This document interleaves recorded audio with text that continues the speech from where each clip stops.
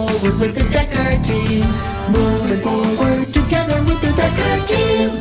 We at the Dekker Team have enjoyed for over 35 years helping people, not only selling and buying real estate, also helping people build their finances, helping people build their self-worth, helping people build their faith, and even helping people strengthen, heal, and flourish in their relationships. 35 years of helping people build their life and their home.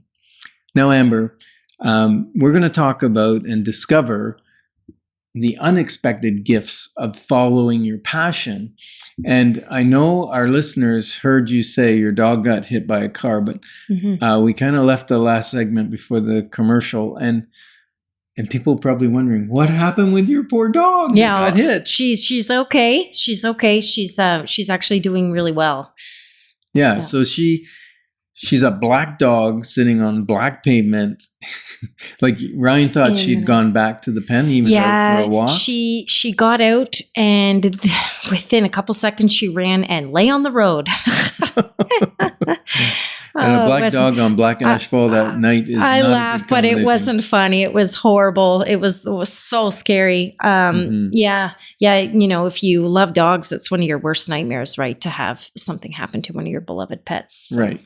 And so she was okay, other than she did have a dislocated front elbow. Yeah.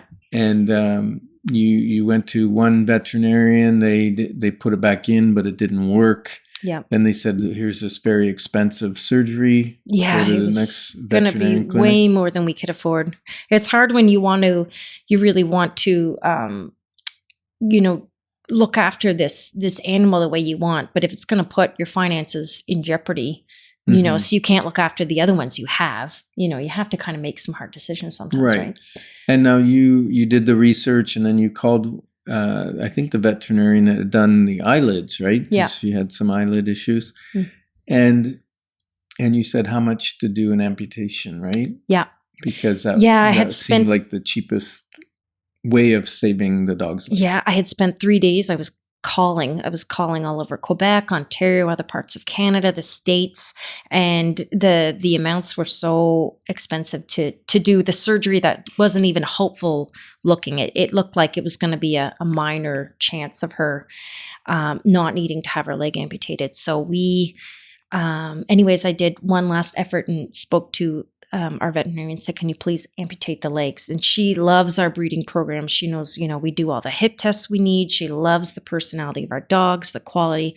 And she said, I can't stand for this 3-year-old puppy to lose her legs. So she did it at a cost that we could afford. Very, very, very affordable amount. And so that was a miracle. And it's interesting because Ryan, I had been all concerned, I just felt sick. I felt so much guilt. We stepped out on a limb to follow our dreams. And, there were a lot of challenges. And this one was I felt horrible. I was like, because we did this, we didn't have the same fencing we used to when this dog got out and she got hurt from it. Am I being selfish by trying to make all this happen? Like, we misguided? Is it fair of us to be, doing this and branching out to try and make this happen?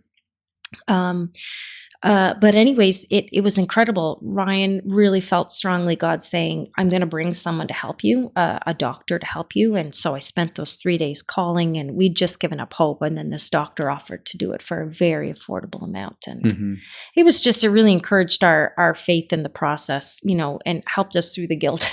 Yeah. If that makes sense. Now, was that one of your first breeding dogs? Or no, it wasn't your first breeding dog. No. It was your second? Luna? It was our third. I've had so many. We kind of have a rule, don't count the dogs. Okay.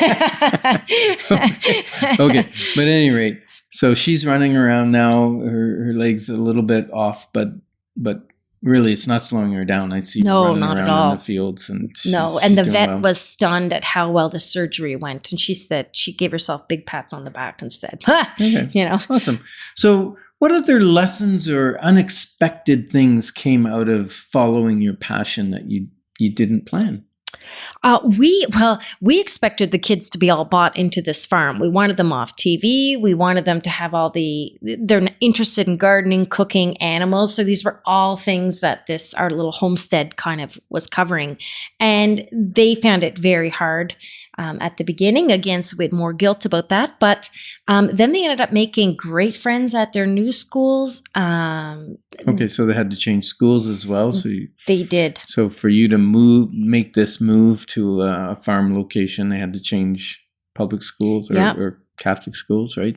So they were schools. In one summer they were losing their home, their school and friends that way, and a new camper, and then moving into this tiny little house. So it was good, but we really got a lot of family time living in that camper together. We had a lot of family time, a lot of good times over the summer and just learning to coexist in a much smaller space. We had a lot of opportunities to just learn to enjoy where we were together.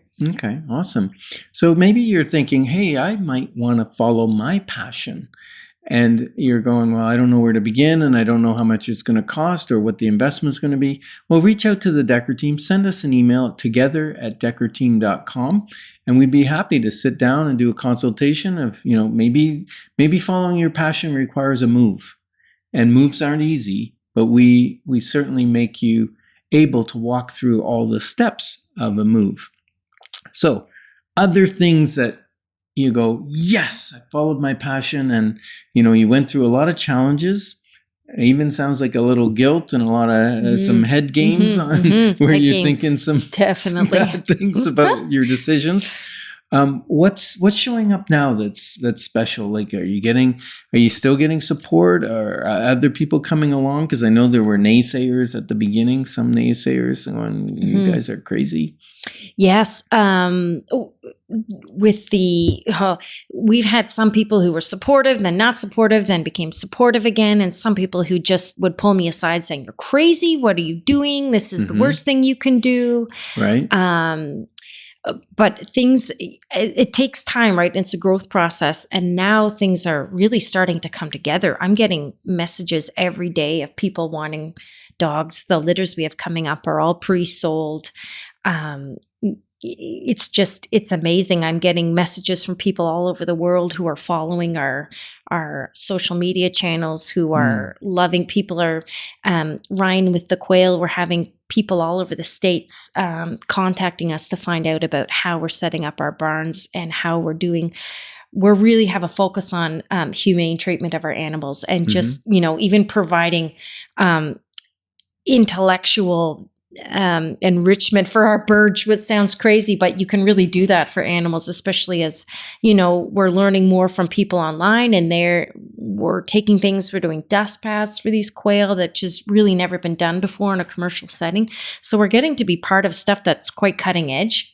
And so we're making an impact, not just in our little area, but also it's starting to become an international thing, which is incredible. And what's the name of your farm, or your Chow Chow breeding? What's the whole farm is Sun Dynasty Farm, and the dog business is Sun Dynasty Chows. Okay, so if you want to see some super, super cute dogs, you got to jump on the Sun Dynasty Chows. And maybe you're thinking, as a family, we need to go after something that we're passionate about doing. So I challenge you to take a couple minutes, take a couple days this week, and decide if there's something that you want to follow that's your passion. And we're grateful that you joined us on Life's Inside Track, because when we move forward together, we've got this. Moving forward with the Dekker Team. Moving forward